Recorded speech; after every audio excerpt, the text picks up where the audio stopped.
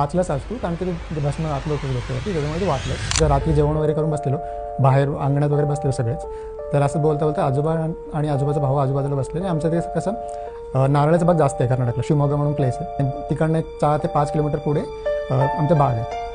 तर तिथे आजूबाजूला खूप सारे इन्सिडेंट झालेले आहेत, जिथे जे सोल जे बोलतो आत्मा वगैरे ते भटकतो वगैरे. आजोबाचा मोठा भाऊ जे होते त्यांनी सगळ्या रात्री झोपायच्या आधी आजोबांना सांगितलं होतं की आपण एक काम करूया, सकाळी रात्रीचा 10-11 नंतर वगैरे पाणी झाडांना टाकायला जाऊया म्हणून.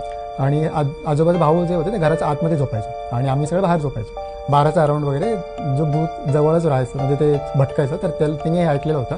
तर आजोबाचा मोठ्या भावाचा पूर्ण वेश धरून आजोबाने येऊन उठवलं आणि उठवलं, बोललं की चल जायचं आपल्याला. मोठ्या भावाच्या रूपामध्ये आलं. मग ते निघून बाहेर आल्यावर मग ते तसं त्यांच्यासोबत गेले बागेत आणि पाणी ओढून टाकायला लागले विहिरीतलं. हां, ते आजोबा कसं होतं की निघताना आहे ना, डोक्यावरती म्हणजे माथ्यावरती असं विभूती लावून जायची, कारण की ते भूताला ते भीती वाटतं, ते डायरेक्ट टच करतात नाही. आणि त्याच्या भूताकडे एकच पावर होतं की ते पाणी मारून ते क्लीन करायचं. तर ते पाणी फेकताना डोक्यावरती नुसतं फेकायचं.